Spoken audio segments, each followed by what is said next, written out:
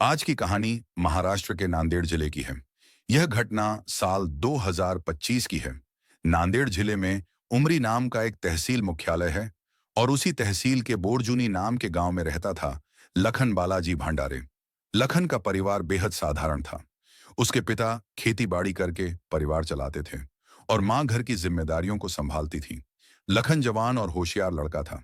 माँ बाप ने खेतों में पसीना बहाकर उसे पढ़ाया लिखाया था ताकि आगे चलकर वह एक अच्छी नौकरी पाए और परिवार का नाम रोशन करे। लेकिन जवानी का जोश अक्सर रास्ता भटका देता है। लखन भी जिंदगी को बेफिक्र होकर जीने लगा। अच्छे कपड़े पहनना, दोस्तों के साथ घूमना फिरना, यही सब उसे भाने लगा। और तभी उसकी नजर अपने ही गांव की एक लड़की संजीवनी कमले पर पड़ी। संजीवनी देखने में सुंदर थी और स्वभाव से मिलनसार। लखन का दिल उसी पर ठहर गया। अब वह बहाने से उसके घर के सामने चक्कर लगाने लगा। धीरे धीरे दोनों की नजरें मिलने लगीं। पहचान हुई, फिर दोस्ती, और फिर दोस्ती ही मोहब्बत में बदल गई। यह सब इतना तेजी से हुआ कि खुद उन्हें भी एहसास न हुआ कि वे कब प्यार में डूब चुके हैं। दिन ब दिन उनकी मुलाकातें बढ़ने लगीं। वे बिना किसी डर के एक दूसरे से मिलते और लंबी बातें किया करते। लेकिन प्यार की यह खबर ज्यादा दिन छुपी न रह सकी। एक दिन संजीवनी के माता पिता को सब पता चल गया। उसके पिता गुस्से में लखन के घर पहुंचे। उन्होंने उसके माँ बाप को समझाया, अगर यह रिश्ता आगे बढ़ा तो पूरे परिवार की इज्जत मिट्टी में मिल जाएगी। अपने बेटे को समझाइए कि वह हमारी बेटी से दूरी बनाए। बात सुनकर लखन के माँ बाप भड़क उठे। पिता ने उसे खूब डांटा और साफ कह दिया, अब संजीवनी से कोई रिश्ता नहीं रखना, सब भूल जाओ। उधर संजीवनी के घर वालों ने भी बेटी को समझाया, मगर प्यार की डोर इतनी गहरी थी कि न लखन पीछे हटा न संजीवनी। गांव भर में उनके रिश्ते की चर्चा होने लगी। लखन और संजीवनी एक दूसरे से वादा करते रहे कि चाहे दुनिया कुछ भी कहे, वे हर हाल में साथ रहेंगे। लेकिन जब शादी की बात आई तो दोनों परिवारों के बीच मतभेद खड़े हो गए। गांव के बुजुर्गों ने बैठकर फैसला किया कि यह रिश्ता कभी नहीं होगा, और यह भी तय कर दिया कि आगे कोई बवाल ना हो, इसलिए लखन को पीछे हटना ही होगा। यह सुनकर लखन का दिल कांप उठा, मगर उसका मन अब भी संजीवनी में ही अटका रहा। संजीवनी भी किसी हाल में लखन को छोड़ने के लिए तैयार नहीं थी। उसने मन ही मन कसम खा ली, जिंदगी जैसी भी होगी, मैं उसे सिर्फ लखन के साथ ही जीऊंगी। लेकिन माता पिता का डर भी सच्चा था। वे सोचने लगे कि जितनी जल्दी हो सके बेटी की शादी कर दी जाए। बहुत खोजबीन के बाद उन्होंने उमरी तहसील के गोले गांव में एक सादा और अच्छे स्वभाव वाले लड़के सुरेश कमले को पसंद किया। संजीवनी के लिए यह फैसला किसी सज्जा से कम नहीं था, पर घर वालों की जिद और समाज की इज्जत के आगे उसे झुकना पड़ा। शादी की तैयारियां हुईं और आखिरकार उसकी शादी सुरेश से करा दी गई। शादी के दिन लखन का दिल जैसे चूर चूर हो गया। अपनी आंखों के सामने उसने अपनी मोहब्बत को किसी और के साथ विदा होते देखा, मगर वह चाहकर भी कुछ न कर सका। संजीवनी शादी के बाद अपने पति के साथ गोलेगांव चली गई। लखन अकेला रह गया। घर वालों ने उसे संभालने की बहुत कोशिश की। वक्त बीतता गया, जख्म तो भरे, मगर यादें वहीं की वहीं रहीं। इधर संजीवनी भी अपने नए घर परिवार में व्यस्त हो गई, मगर उसके दिल के कोने में लखन की याद अब भी जिंदा थी। कुछ महीनों बाद जब वह मायके लौटी तो किस्मत ने एक बार फिर दोनों को आमने सामने ला खड़ा किया। मुलाकात होते ही संजीवनी ने रोते हुए लखन से कहा, मैं आज भी तुमसे उतना ही प्यार करती हूँ। लखन ने उसे समझाने की कोशिश की, अब तुम किसी और की पत्नी हो, तुम्हें अपने पति के साथ ही जिंदगी गुजारनी चाहिए। संजीवनी ने आंसुओं के साथ उसे गले लगाया और कहा, चाहे जिंदगी कहीं भी ले जाए, मैं तुम्हें कभी नहीं भूल पाऊंगी। इतना कहकर वह फूट फूट कर रोई और वहां से चली गई। लखन की आंखों में भी आंसू आ गए। दिल से चाहकर भी वह उसे रोक नहीं सका। कुछ दिनों बाद संजीवनी फिर अपने ससुराल लौट गई और दोनों की जिंदगी फिर से अलग राहों पर बढ़ गई। संजीवनी और लखन का प्यार भले ही समाज से छुपा हुआ था, मगर उनके दिल एक दूसरे के लिए धड़कते रहे। शादी के बाद भी संजीवनी धीरे धीरे लखन से फोन पर बातें करती रही। सब कुछ चोरी छुपे होता था। बाहर से देखकर हर किसी को लगता था कि वह एक संस्कारी और सीधी सादी पत्नी है, लेकिन उसके मन की सच्चाई कोई नहीं जानता था।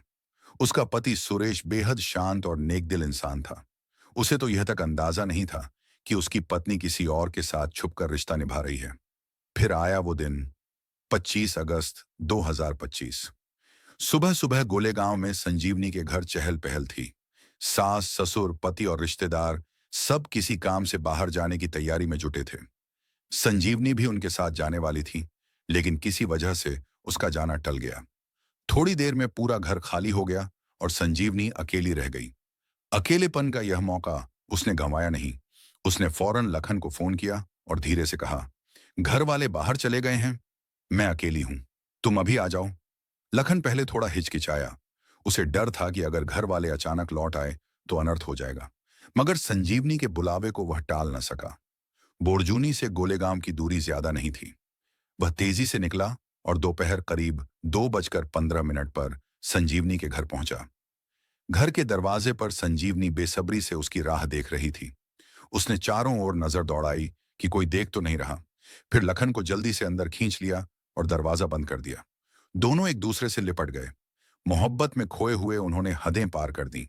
यह वही गलती थी जो उनकी जिंदगी का सबसे बड़ा अभिशाप बन गई। अचानक बाहर से आवाज आई, दरवाजा खोलो। यह सुरेश की आवाज थी। संजीवनी और लखन के होश उड़ गए। वे समझ ही नहीं पाए कि अब क्या करें। दरवाजा बंद ही रहा, मगर तभी पति और ससुर ने धक्का देकर उसे तोड़ डाला और जो नजारा उन्होंने अंदर देखा वह उनके पैरों तले जमीन खिसका देने वाला था। लखन और संजीवनी रंगे हाथों आपत्तिजनक हालात में पकड़ लिए गए। सुरेश और उसके पिता हैरानी और गुस्से से भर उठे। संजीवनी को अंदाजा तक न था कि वे इतनी जल्दी लौट आएंगे। सुरेश और उसके पिता ने लखन पर टूट टूट कर वार किए। लखन जान बचाने की कोशिश करता रहा, जबकि संजीवनी बार बार चिल्लाती रही, उसे मत मारो, कृपया उसे मत मारो। लेकिन गुस्से की आग में किसी ने उसकी एक न सुनी। दोनों को घर के भीतर ही रोक लिया गया।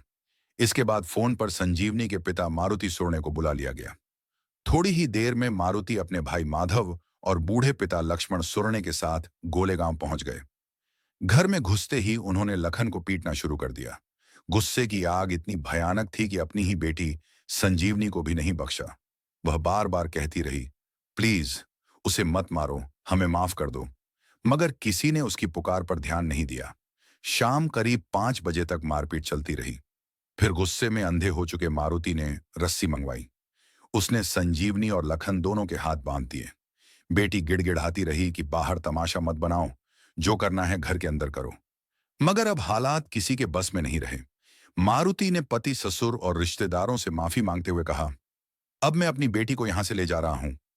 रस्सियों से बंधे संजीवनी और लखन को घर से बाहर खींचकर लाया गया। गोलेगांव के लोग यह नजारा देखकर दंग रह गए। सड़क पर भीड़ जमा हो गई। कोई मोबाइल से वीडियो बना रहा था, कोई तस्वीरें। लेकिन अफसोस, किसी में इतनी हिम्मत नहीं थी कि उन्हें बचा सके। लखन का दोस्त महेंद्र तरोड़े भीड़ में मौजूद था।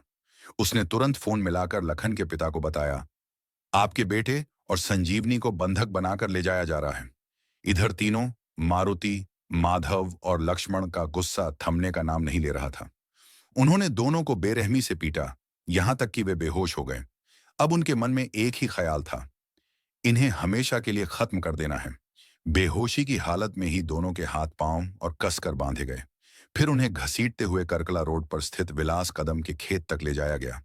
वहां पहुंचकर तीनों दरिंदों ने संजीवनी और लखन को एक कुएं में फेंक दिया। सोचिए, एक पिता ने अपनी ही बेटी को उसके प्रेमी के साथ मौत के घाट उतार दिया। मारुति के दिल में जरा भी दया नहीं आई। हत्या के बाद वह सीधा उमरी थाने पहुंचा। पुलिस के सामने खड़े होकर उसने कहा, साहब मुझे गिरफ्तार कर लीजिए, मैंने अपनी बेटी और उसके प्रेमी दोनों की हत्या कर दी है।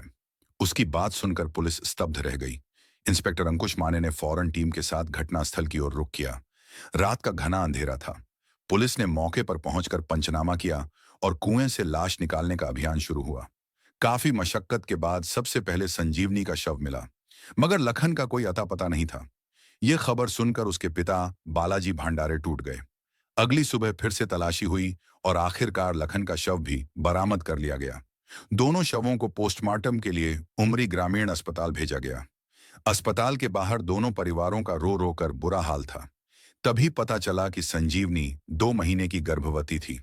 उसके बाद तीनों आरोपी मारुति सोरने, माधव सोरने और लक्ष्मण सोरने को गिरफ्तार किया गया।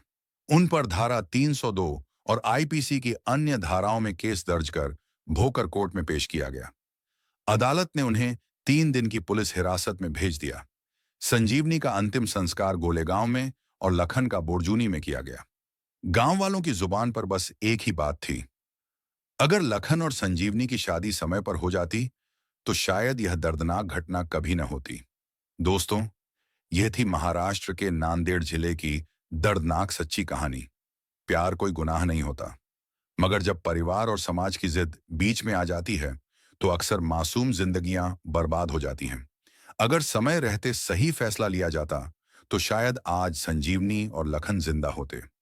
इस कहानी से हमें यही सीख मिलती है कि रिश्तों में बातचीत और समझदारी सबसे जरूरी है, क्योंकि जब फैसले प्यार से होते हैं तो खून की जरूरत नहीं पड़ती। तो मिलते हैं आपसे अगली वीडियो में। तब तक अपना और अपने परिवार वालों का ख्याल रखिए, सावधान रहिए, सतर्क रहिए।